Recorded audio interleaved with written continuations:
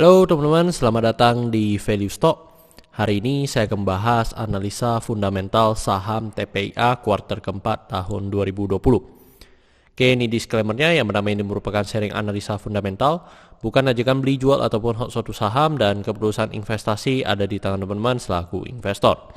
Yang ketiga, dari analisa fundamental ini bisa dijadikan referensi untuk analisa saham-saham yang teman-teman miliki. Oke, pertama-tama kita masuk ke bisnis model dari saham TPIA ini. Untuk kegiatan usahanya bergerak di bidang usaha petrokimia. Jadi untuk sumber income-nya berasal dari hasil penjualan petrokimianya. Untuk segmen usaha atau marketnya di Indonesia dan sudah dilakukan ekspor ke negara Asia ya teman-teman.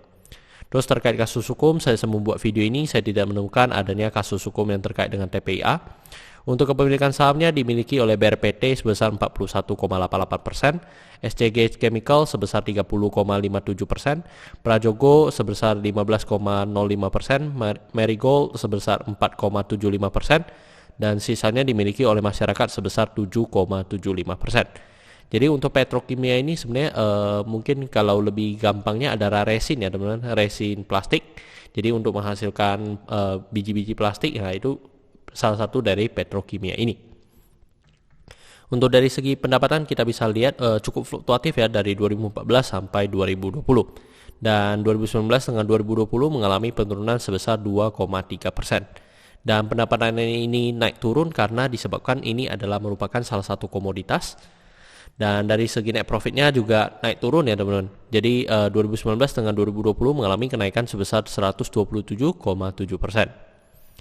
Terus dari segi asetnya konsisten mengalami kenaikan dan kenaikannya sebesar 5,6%. Untuk dari segi hutangnya konsisten mengalami kenaikan juga dan kenaikannya sebesar 7,2%.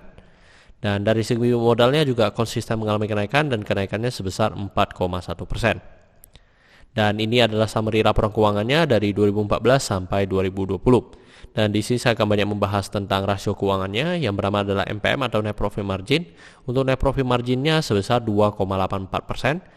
Dan kalau kita lihat secara histori memang tidak bisa dijadikan acuan ya berapa persen sebenarnya net profitnya mereka dapatkan karena ini merupakan sektor komoditas.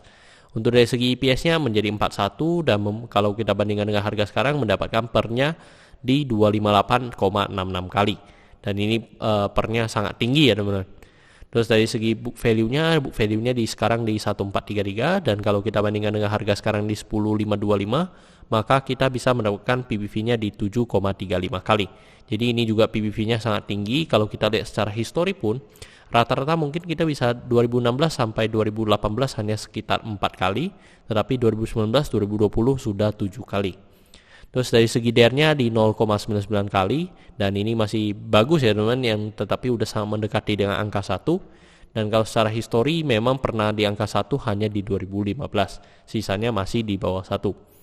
Untuk dari segi ROE di 2,84%, jadi ini juga sangat kecil dan ROA-nya di 1,43%. Oke teman-teman, saya membuat video ini untuk harga sahamnya di 10.525 dan dari analisa fundamental saya bisa mendapatkan nilai intrinsic value-nya sekitar Rp5.000.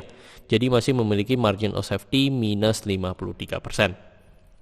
Dan ini adalah kesimpulannya. Yang pertama adalah produk dan jasa. Saya berikan sesoke untuk produk dan jasanya. Saya melihat karena kebutuhan ini masih sangat tinggi dan saya melihat perusahaan ini mampu bertahan 5-10 tahun ke depan. Untuk GCG saya berikan sesoke karena memiliki pemegang saham mayoritas. Yang kedua tidak memiliki kasus hukum. Untuk revenue dan net profit saya berikan sesoke karena mengalami kenaikan. Untuk aset saya berikan sesoke karena mengalami kenaikan. Untuk liability saya berikan sesoke karena DER-nya masih di bawah 1 tetapi sudah sangat mendekati angka 1. Untuk book value saya berikan sesuatu karena harga jual sekarang di atas harga book value-nya. Untuk sektor ini saya berikan satu soke. Jadi sebenarnya ada dua alasan ya. Satu saya karena liability-nya oke. Yang kedua memang dalam satu sisi kita benar-benar perlu memperhatikan harga komoditas dari minyak. Untuk dari ROE saya berikan status no karena di bawah 9% atau 2 kali bunga deposito yang saya anut. Untuk margin of safety saya berikan status no karena negatif. Untuk dividen saya berikan sesoke karena selama 5 tahun terakhir untuk TPIA ini masih Saroya membagikan dividen kepada investornya.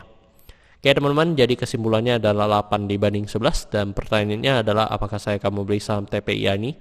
Tidak ya teman-teman. Walaupun secara fundamental masih lumayan oke, tetapi secara valuasi sudah sangat overvalue. Jadi menurut saya sudah tidak tertarik lagi dengan saham TPIA ini. Oke teman-teman, saya rasa cukup sekian untuk video kali ini. Jangan lupa untuk like dan subscribe. Jangan lupa juga untuk follow saya di Instagram saya di Royken13. Dan teman-teman, saya ada grup Telegram, jadi teman-teman bisa join grup Telegram saya di Value Stock. Untuk linknya teman-teman bisa dapatkan di deskripsi di bawah. Dan jika teman-teman ada kode saham yang ingin sebutkan analisa seperti ini, silahkan tinggalkan di kolom komentar untuk kode sahamnya. Oke teman-teman, see you in the next video. Bye-bye.